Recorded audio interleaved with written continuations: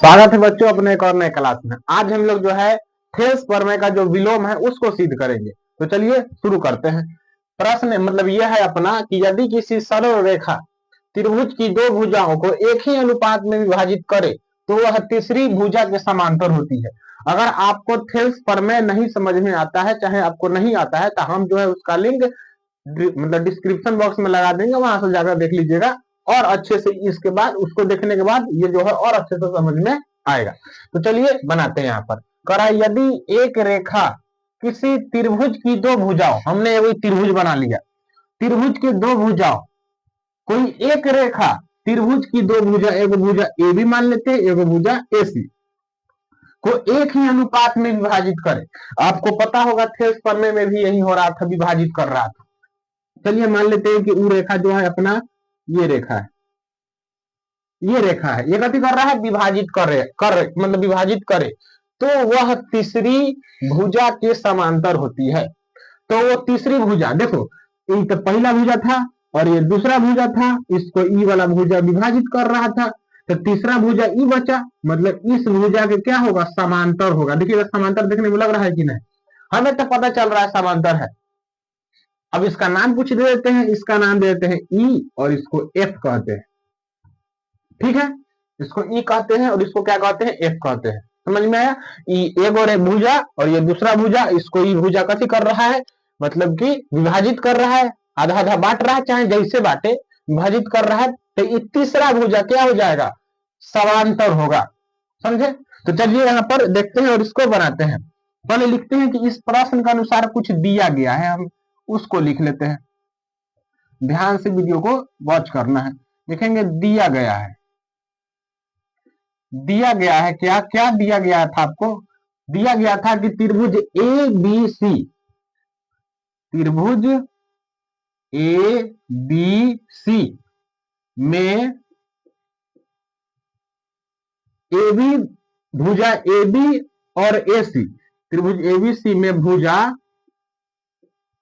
A B, भुजा A B और भुजा ए सी, भुजा ए बी और ए सी को बिंदु ई और एफ इस प्रकार विभाजित कर रहा है, इस प्रकार विभाजित, इस प्रकार विभाजित कर रहा है, कर रहा है कि, इसको लिखना जरूरी है। हमें जो है ना स्टेटमेंट जो है उसको लिखना ज्यादा जरूरी रहता है, हमें याद करना भी ज्यादा जरूरी है इस बात को, चाहे आप इसको और अच्छा से लिख दीजिए। मतलब विभाजित कर रहा है कि क्या, किस प्रकार से विभाजित कर रहा है, कर रहा है क्या कि समांतर होगा, भुजाओं को एक ही अनुपात में, अनुपात मतलब इस जो है भुजा का अनुपात है, इसका अनुपात थेल्स प्रमेय से याद कीजिए, ए ई बट्टा ई बी, क्या बताए थे, ए ई बट्टा ई बी बराबर ए एफ बट्टा एफ सी, ए एफ बट्टा एफ सी। ये जो था ये तो हमें दिया गया था, आप इसको मान सकते हैं समीकरण 1, ये हमें दिया गया था, प्रश्न के हिसाब से ये था दिया गया। समझ में आ रहा है क्या, ये ए बी और ए सी, ई और एफ क्या कर रहा था, विभाजित कर रहा था, समान अनुपात में थे, ए ई बट्टा ई बी और ए एफ बट्टा एफ सी, ए ई बट्टा ई बी ए एफ बट्टा एफ सी हो जाएगा। अब आगे चलते हैं, अब क्या करेंगे, ये हमें दिया गया था। अब जो है ना हमें क्या सिद्ध करना है ये तो पता चले कि सिद्ध क्या करना है, लिखेंगे सिद्ध करना है, सिद्ध करना है। क्या सिद्ध करना है, तो हमें सिद्ध क्या करना है, कह रहा है कि वह तीसरी भुजा, तीसरी भुजा के समांतर होगा। कौन भुजा, यदि एक रेखा किसी त्रिभुज की दो भुजा, मतलब कि वो जो रेखा जो था ई वाला रेखा खींचे हैं, कौन रेखा, ई एफ रेखा खींचे हैं, तो क्या मतलब क्या कह रहा था कि वह तीसरी भुजा को समान, मतलब तीसरी भुजा के समांतर होती है। ई एफ रेखा जो हम खींचे इस समांतर है, इसके समांतर है बीसी के, हमें यही सिद्ध करना है। ध्यान से समझिएगा, हम जो था एगो चित्र बनाए हैं त्रिभुज में, और इसमें एगो ऐसा जो है मतलब रेखा खींचे है जो दो गो बिंदु को क्या कर रहा था, विभाजित कर रहा था। इस रेखा के बारे में कह रहा है कि इस ये रेखा, ये तीसरा जो है रेखा के क्या होगा, क्या होगा तीसरा रेखा के, बोलिए क्या होगा तीसरा रेखा के। यहाँ पर लिखा गया है कि समांतर होगा, क्या होगा, समांतर होगा। तो हमने यहाँ लिख दिया क्या कि ई एफ समांतर है बीसी के, हमें ये सिद्ध करना है। अब देखिए ये हो गया, हमें सिद्ध करना है, और कुछ लिखना है कि नहीं आगे। अब जो है ना हम जो है इसमें बनाते हैं सिद्ध करने के लिए कुछ जरूरी चीज है, उसको देखते हैं। हमें जो है सिद्ध करने के लिए कुछ मानता है नहीं, कुछ मान रख दिए बना दिए, तो हम कुछ रचना करेंगे खुद से, इस चित्र के साथ छेड़छाड़ करेंगे कुछ हमें सिद्ध करने के लिए। आप लोग पढ़े होंगे कि प्रश्न आता है कि सिद्ध करे √3 एक अपरिमेय संख्या, तो आप कभी कहते हैं, मान लेते हैं कि माना कि √3 एक परिमेय संख्या है, मतलब हम विरोध उत्पन्न करते हैं। हम वो एगो रेखा खींच देते हैं यहां से यहां से, ध्यान रखिएगा, एगो रेखा क्या करते हैं, खींच देते हैं, एगो रेखा, एगो ही रेखा खींच देते हैं, और इसको कहते हैं कि एफ डैश है। हमें पता है कि ई एफ और बी सी समांतर है, पर अभी हम इसको विरोध करेंगे, हम कहेंगे नहीं ई एफ जो है समांतर थी, समांतर नहीं है। ई और एफ डैश समांतर है, हम ऐसा कहते हैं। ई और एफ डैश क्या है, समांतर है, हम विरोध कर रहे हैं इसका कि ई नहीं है। होगा तो सिद्ध हो गया जगह अपने आप, समझ में आ रहा है ना। तो हम मान लिए ई और एफ डैश क्या है, समांतर है। यहां लिखिएगा रचना, क्या रचना कर रहे हैं, रचना जो कर रहे हैं ये लिखना हमें ज्यादा जरूरी है, इसको समझिए। रचना हम करते क्यों है, ताकि हम इसको सिद्ध कर पाए, हमें पता चले कि इसमें बनाना क्या है और सिद्ध करना क्या है। रचना लिखते हैं कि रचना किए हम क्या कि बीसी, रचना में हम किए हैं कि बीसी के समांतर, बीसी के समांतर रेखा, बताइए हम क्या इसके समांतर रेखा हम मान लिए। अब ई एफ को नहीं मान के मान लिए ई एफ डैश है, बीसी के समांतर रेखा ई एफ डैश है। हम इस मतलब ये नहीं सोचिए कि इसमें कुछ का है मान ले रहे हैं, मान रहे हैं इसलिए ताकि हमें वही सिद्ध करके लाना है, समझे। हम जैसे कि हम इतना आसान बता रहे हैं कि जैसे कि हम लोग वास्तविक संख्या पढ़ते हैं, सिद्ध करें कि √5 एक अपरिमेय संख्या, तो मानते हैं कि नहीं कि √5 कौन सा संख्या है, परिमेय संख्या है। तो ई कह रहा है कि ई एफ क्या है, समांतर है बीसी के, यही ना हमें सिद्ध करना है, ई एफ समांतर है बीसी के। तो हम उसको विरोध करेंगे नहीं, हम ई एफ को नहीं मानेंगे, हम मानेंगे कि ई और एफ डैश है समांतर, हम उसको नहीं मान रहे, होगा तो आ जाएगा, समझ में है ना, समझ में आ रहा है यहाँ पे। तो उसको हम यहाँ पर क्या किए, मान लिए। अब जो है लिखते हैं, अब बनाते हैं हम यहाँ से, अब लिखते हैं उपपत्ति, उपपत्ति। अब यहाँ पर हम क्या करते हैं, बनाना शुरू करते हैं। आपको इसी तरह से क्या करना है, प्रश्न को क्या करना है, देखना है और उतारना है, इसको उतारते रहना है। देखिएगा आगे,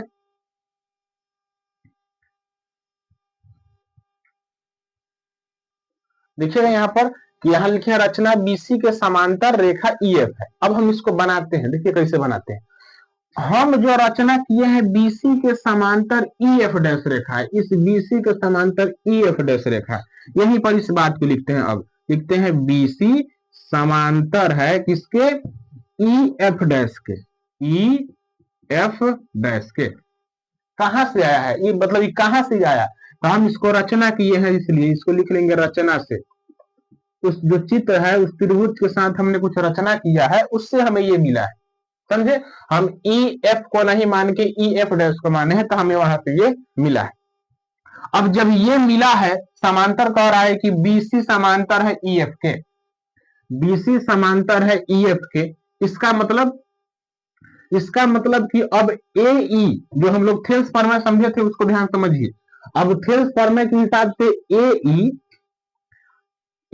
ई समांतर है किसके, ईबी के, मतलब ए ई अनुपात ईबी समांतर के लिए, सॉरी, ए ई और बट्टा ईबी बराबर किसके हो जाएगा, ए एफ डैश का है कि अभी तो एफ को नहीं मान रहे हैं, हम तो कह रहे हैं कि ई एफ डैश समांतर है, बस यही समझना है।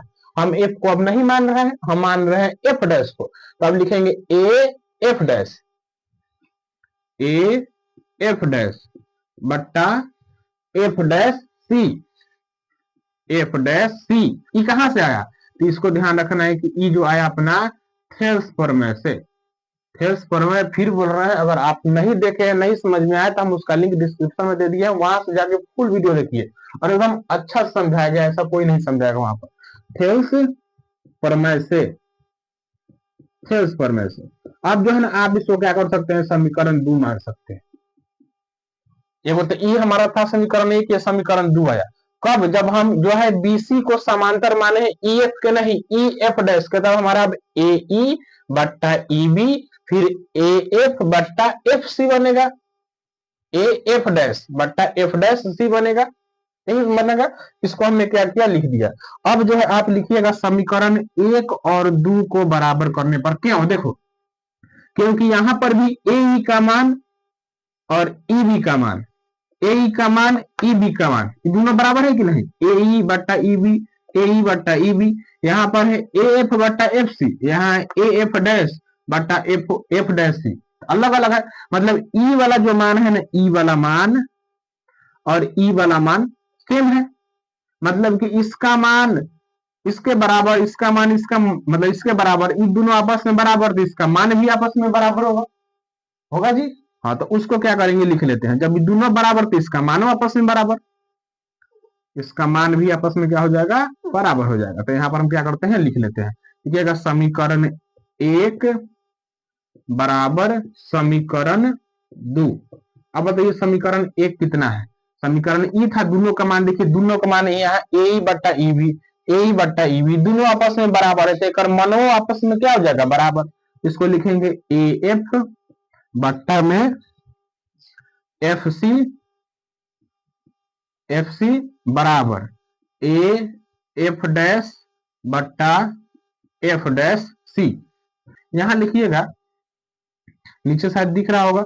अब क्या करेंगे कि हम उसको पूरा समझने के लिए ना दोनों तरफ एक जो है जोड़ देंगे, लिखिएगा दोनों तरफ, दोनों तरफ एक जोड़ने पर, एक कथी करने पर, जोड़ने पर, ध्यान से समझिएगा, इधर हम बनाते हैं, दोनों तरफ एक जोड़ेंगे तो क्या था हमारा समीकरण ए एफ बट्टा एफ सी, एफ सी बराबर है, इसमें एक जोड़ देते हैं, समझे, फिर बराबर का चीज, फिर ए एफ डैश, ए एफ डैश बट्टा एफ डैश सी, इसमें भी एक कथी करते हैं, जोड़ देते हैं, भिन्न का जोड़ बनाइए दोनों तरफ, तो क्या हो जाएगा A F plus F C बट्टा एफ सी, आपको भिन्न का जोड़ बहुत अच्छे से बनाने आता है, वो पता है, A F dash plus F dash C बट्टा में एफ डैश सी।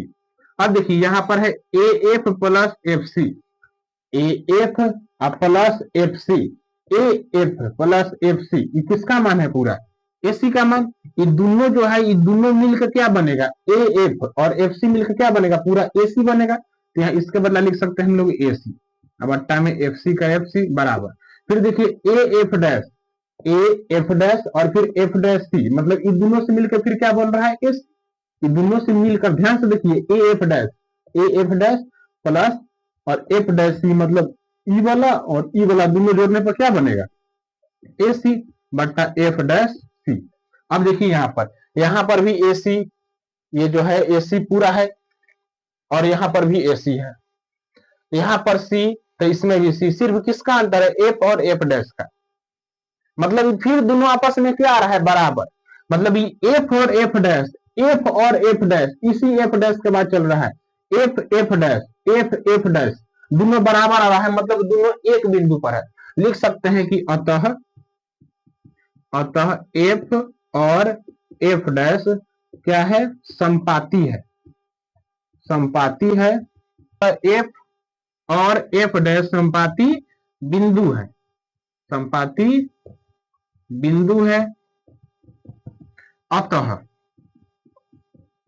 देखिए हमें क्या सिद्ध करना था, सिद्ध करना था ई एफ, ई एफ हम क्या माने थे, हम माने थे ना कि बीसी जो है, बीसी, अरे इसको सीधा करके लिख सकते हैं, चाहे इस प्रकार से भी लिख सकते, हो गया था, हमने ध्यान नहीं दिया, ये बीसी है, बीसी इसके समांतर ई एफ है ना, ई एफ है, तो हमने यहां पर कुछ अलग ही लिख लिया था, E F, E F BC समांतर, बीसी समांतर E F, E F, E F अब देखिए यहाँ पर BC समांतर EF और यहाँ BC समांतर EF डैश, BC समांतर EF और BC समांतर EF डैश, मतलब दोनों आपस में बराबर है, तो लिख सकते हैं क्या, BC समांतर EF। हमें यही सिद्ध करना था, यहाँ लिख सकते हैं क्या, सत्यापित हुआ चाहे प्रूव्ड यहाँ पर लिख सकते हैं। यहाँ पर थोड़ा ध्यान दे दीजिएगा, शुरू में यहाँ पर ध्यान दे दीजिएगा, यहाँ पर जो होना चाहिए क्या होना चाहिए, EF। इसको हम इडिट में जो है थोड़ा सा सुधार कर देंगे। ये कैसा लगा प्रश्न, इसको अच्छे से समझना है बारीकी से, और फिर बताना है कमेंट बॉक्स में आया कि नहीं समझ में, कैसा लगा ये पूरा तौर। और जो है जो भी प्रश्न मतलब इंपॉर्टेंट होंगे, पूछने योग्य होंगे, हम उसको यहाँ पर सिद्ध करवाएंगे।